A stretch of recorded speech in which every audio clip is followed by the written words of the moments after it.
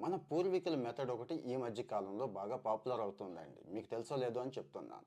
అన్నం తింటాం. అన్నంలో మీకు తెలుసు కార్బోహైడ్రేట్స్ చాలా ఎక్కువ ఉంటాయి. హై గ్లిసెమిక్ ఇండెక్స్ ఉంటుంది. షుగర్‌ని ఒక్కసారిగా బూస్ట్ చేస్తుందని తెలుసు కదా! మరి ఏం చేయాలి అంటే ఇక తినలేను, ఉండలేను, అన్నం తినాల్సిందే అనుకునే వాళ్ళకి ఒక చిట్కా చెప్తాను, నానబెట్టండి. పూర్వీకులు గుర్తుందో లేదో గంట, 2 గంటల ముందు బియ్యాన్ని నానబెట్టి వండేవాళ్ళండి.